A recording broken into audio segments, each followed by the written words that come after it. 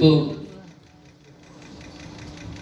നേരത്തെ പറഞ്ഞ പോലെ മാർക്കോ അല്ലെങ്കിൽ ഇപ്പം ത്രില്ലർ വയലൻസ് സിനിമകൾ എല്ലാതരം സിനിമകളും നമുക്കിപ്പോ ഇപ്പൊ ജാതകം വന്നു, റൊമാൻസ് വരുന്നു. ഇപ്പം കഴിഞ്ഞ കുറച്ച് കാലങ്ങളായിട്ട് നമ്മൾ കാണുന്ന സീസൺ ഹിറ്റ് അടിക്കുന്ന പല സിനിമകളും ത്രില്ലേഴ്സ് ആണ്. ത്രില്ലർ അല്ലെങ്കിൽ ആക്ഷൻ, കാരണം കിഷ്കിന്ദ ആയിക്കോട്ടെ, മാർക്കോ ആയിക്കോട്ടെ, വയലന്റ് ത്രില്ലർ. അപ്പം മാസി വലിയ സിനിമകളാണ്. ചിരി മിസ്സാവുന്ന, ചിരി എവിടെയൊക്കെയോ മിസ്സാവുന്നുണ്ടെന്ന് നമുക്ക് ഫീൽ ചെയ്യുന്നുണ്ട്. അത്തരത്തിൽ വളരെ സിറ്റുവേഷൻ ആയിട്ടുള്ള ശരിക്കും നടന്നൊരു ഇൻസിഡന്റിനെ ബേസ് ചെയ്തുകൊണ്ടുള്ള ചെറിയ നുറുങ്ങ് ചിരികളുള്ള ആ രീതിയിൽ നമുക്ക് തിയേറ്ററിൽ പോയി ഇറങ്ങി വരുന്ന സമയത്ത് പ്രത്യേകിച്ച് യാതൊരു ടേക്ക് ഹോമും ഇല്ലെങ്കിൽ പോലും ആ ചിരിയോടുകൂടി നമുക്ക് ഇറങ്ങി വരാൻ പറ്റുന്ന ഒരു സിനിമയാണ്. അത്തരത്തിലുള്ള സിനിമകളും വേണം, ആവശ്യമാണ്. കാരണം കറക്റ്റായിട്ട് ലാസ്റ്റിൽ ജാതകം വരുന്നു, പിന്നെ റൊമാൻസ് വരുന്നു, ചിരി നമ്മളെവിടെയൊക്കെയോ മിസ്സായ സാധനങ്ങൾ. അപ്പൊ ആ തരത്തിൽ എനിക്ക് തോന്നുന്നു ആ രീതിയിൽ ആ കേസ് ഒരു സിഗ്നിഫിക്കൻസ് ഉണ്ട് ഇൻ കേസ് ഓഫ് നല്ല ഗുഡ് ഹ്യൂമർ എന്നുള്ള രീതി. ഒരു ജാതകം പറഞ്ഞു, അത് നല്ലൊരു ഫിലിമാണ്, ഒരുപാട് ചിരിക്കാനുള്ള ഒരു എലമെന്റ്സ് ഉണ്ട്, എനിക്ക് ഇഷ്ടപ്പെട്ട ഒരു ഫിലിമാണ്. അപ്പം പക്ഷെ സോഷ്യൽ മീഡിയയിൽ ഒരു സ്റ്റേജ് കഴിഞ്ഞപ്പോഴേക്കും അവർ പറഞ്ഞാൽ ഇത് 30 വയസ്സ് കഴിഞ്ഞവരെ കളിയാക്കുന്ന പോലെ ഫീൽ ചെയ്യുന്നു. ഞങ്ങൾ ഇങ്ങനെ ഒരു സിനിമയെ കാണാതെ പേഴ്സണൽ ആയിട്ട് എടുക്കുന്ന ഒരു സ്റ്റേജ് ഉണ്ടല്ലോ, അത് വല്ലാതെ സൊസൈറ്റി എഫക്ട് ചെയ്യുന്നുണ്ടോ, വരുന്നുണ്ടോ? അല്ല, സിനിമ ഇപ്പൊ കുറെ കാലങ്ങളായിട്ട് സിനിമ എല്ലാവർക്കും വളരെ പേഴ്സണലാണ്. ഇപ്പൊ ഇങ്ങനത്തെ ഭയങ്കര പേഴ്സണലായിട്ട് എടുക്കുന്നില്ലേ പല കാര്യങ്ങളും. അപ്പൊ അതൊക്കെ ഒന്ന് അവരുടെയൊക്കെ തോളത്താണ് സിനിമ, അവരുടെ റെസ്പോൺസിബിലിറ്റി. കാരണം ഒരു കോമൺ മാൻ റെസ്പോൺസിബിലിറ്റി എന്റർടൈൻമെന്റിനെ മാറിയിട്ട് വേറെ രീതിയിൽ വളരെ ക്രിട്ടിക്കലായിട്ടും എനിക്കില്ലാത്ത പ്രശ്നവും ഇവിടെ ഇല്ലാത്ത പലർക്കുള്ള പ്രശ്നം നിങ്ങൾക്കുണ്ടാവും. എന്റെ കരിയറിനെ ആലോചിച്ച്, എന്റെ ജീവിതത്തെ ആലോചിച്ച്, ഇതിന്റെ പ്രതിസന്ധി, മലയാള സിനിമയുടെ പ്രതിസന്ധി ഒക്കെ അവന്റെ തോളിലാണ്.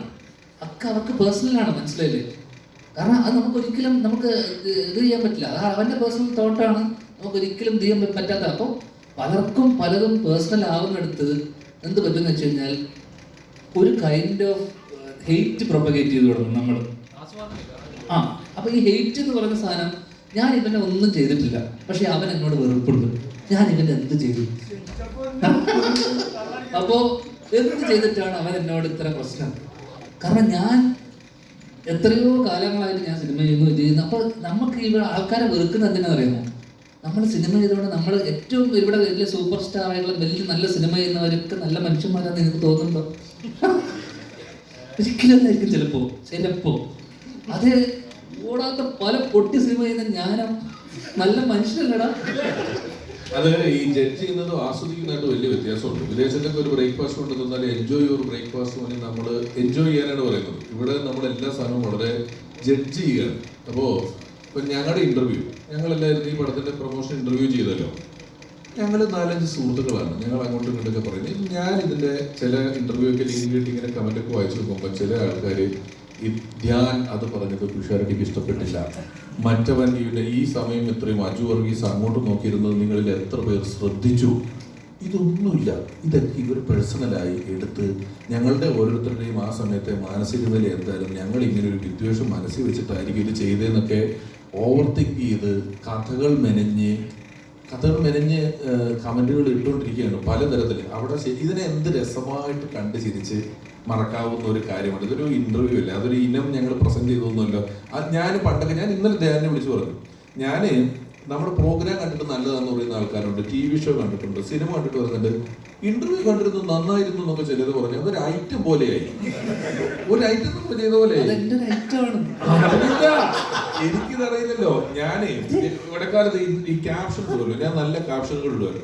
ഒരു ദിവസം ഞാൻ നോക്കിയപ്പോഴേ, ചേട്ടാ ഇന്നത്തെ ക്യാപ്ഷൻ ഏറ്റില്ല ഒരു കമന്റ്.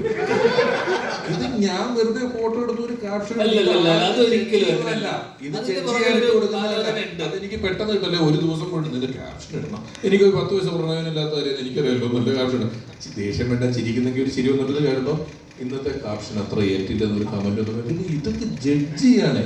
ഇതവൻ റിവ്യൂ പറയാൻ തുടങ്ങി എന്റെ ക്യാപ്ഷന്. ഇതിന്റെയൊക്കെ റിവ്യൂ പറയേണ്ട വല്ല കാര്യമുണ്ടോ? അതുകൊണ്ട് ഒരു പ്രശ്നം ഉണ്ടാവും. നമ്മൾ പിറ്റേ ദിവസം ശ്രദ്ധിക്കും ക്യാപ്ഷൻ ഇടുന്ന സമയത്ത്. ഞാൻ നിർത്തി എനിക്ക് കഴിഞ്ഞ് ഞാൻ ഫോട്ടോ എടുത്തില്ല. പക്ഷെ എനിക്ക് നിർത്താൻ പറ്റണില്ല. എനിക്ക് എന്റെ പ്രശ്നം അറിയുമോ, ഈ ഇന്റർവ്യൂ രസമില്ല, ഇതിന് ചിരിക്കാനൊന്നും ഇല്ലെന്നോ എനിക്ക് ടെൻഷനാണ്. പിന്നെ പിറ്റത്തേക്ക് നന്നാക്കണല്ലോ നന്നാക്കണല്ലോ. അത് നന്നാക്കാം. പക്ഷെ നിങ്ങൾ ഇനി ജീവ എന്തെങ്കിലും സംസാരിച്ചില്ലെങ്കിൽ ജീവ റെസ്റ്റ്ലെസ് ആയി തുടങ്ങി. ഞാൻ ഈ കാര്യം പറഞ്ഞപ്പോ ഇവര് ചേട്ടൻ അജിചേട്ടൻ ധ്യാൻ ചേട്ടൻ ഇവരെ കുറെ നാളുകളായിട്ടുള്ള സുഹൃത്തുക്കളാണ് നിങ്ങൾക്ക് എല്ലാവർക്കും അറിയാലോ. അപ്പൊ ഇവരുടെ ഇടയ്ക്ക് ആ ഇന്റർവ്യൂവിന്റെ അകത്ത് ഞാനും പോയി പെട്ടു. അപ്പൊ ഞാനും ഇതിന്റെ ഇടയ്ക്ക് ഗ്യാപ്പ് കിട്ടുമ്പോ എന്തെങ്കിലും പറയാ, ഇവരുടെ ചിരി കണ്ട് ആസ്വദിക്കാന്ന് പറഞ്ഞപ്പോ എനിക്കും കിട്ടി. ഇവൻ അറ്റൻഷൻ പിടിച്ചു പറ്റാൻ നോക്കുവാന്ന്. അപ്പൊ ഞാൻ നിങ്ങൾ സംസാരിച്ചോട്ടെ, എനിക്ക് അങ്ങനെ തോന്നിയോണ്ടാ നിന്നോട് മൈക്ക് തരാൻ ഞാൻ പറഞ്ഞത്. അല്ലല്ല, ഓരോ കാര്യം ഒരു ആവശ്യമില്ലാതെ ജഡ്ജ് ചെയ്യുന്ന കൊണ്ട് വളരെ നേരത്തെ ചേട്ടൻ പറഞ്ഞ പോലെ വളരെ രസകരമായിട്ട് കണ്ട് കൊള്ളാലോ എന്ന് പറഞ്ഞ് ഒഴിവാക്കാൻ പറ്റുന്ന സാധനങ്ങളൊക്കെ ഈ പറഞ്ഞ പോലെ വല്ലാണ്ട് ചിന്തിച്ച് കാട് കയറുന്നുണ്ട്. പിന്നെ തമാശ പറഞ്ഞു കഴിഞ്ഞാൽ അത് കളിയാക്കലാണോ എന്ന് തോന്നും. ഈ പറഞ്ഞ പോലെ വയലൻസ് കുറച്ച് അധികമാണ് കഴിഞ്ഞാൽ ആൾക്കാരെ എത്ര ആൾക്കാർ സിനിമ കണ്ട് നന്നായി പുറത്ത് പോയി ജോലി ചെയ്ത് കുടുംബം നോക്കാന്ന് പറഞ്ഞ് പോയിട്ടുണ്ടെന്ന് എത്ര ആൾക്കാരങ്ങനെ ചെയ്തിട്ടുണ്ടാകും. പക്ഷെ ആരും അതിനെപ്പറ്റി പറയുന്നില്ല. എല്ലാവർക്കും ഒരു കാര്യത്തിന്റെ മോശം പിന്നെ കാര്യങ്ങൾ പൊക്കിപ്പിടിച്ച് ഇത് കൊള്ളത്തില്ല, അത് ഇങ്ങനെ ചെയ്യാൻ പാടില്ലായിരുന്നു. നല്ല ഗുണങ്ങൾ ഒരുപാടുണ്ട്, അതിനെപ്പറ്റി ആരും സംസാരിക്കുന്നില്ല. പിന്നെ നല്ലത് വിശ്വസിക്കാതെയുമായി. അതായത് ഞാൻ ഒരിക്കലും പറഞ്ഞില്ല, അതായത് ഒരുത്തം പോയി 10 പേരെ ഇടിച്ചിടുന്നത് വിശ്വസിക്കുന്ന അത്ര പോലും ഒരുത്തം പോയി 10 പേർക്ക് കൂടെ മേടിച്ചു കൊടുക്കുന്ന സിനിമ വിശ്വസിക്കുകയല്ല. ഇല്ല ഇല്ല, അവനെ നന്മമരുന്നൊക്കെ വിളിച്ച് അവന്റെ ചാറെടുത്തിട്ട് അവനെ പരിപ്പിളക്കി കളയും. അതെ, ചെയ്യാൻ പറ്റത്തില്ല. ആരോടെങ്കിലും നന്നായിട്ട് പറഞ്ഞാൽ കേറോളിയായി. അങ്ങനെ ഇപ്പൊ ഓളികളുടെ കാലവും ഉണ്ട്, അത് നമ്മൾ മനസ്സിലാക്കണം.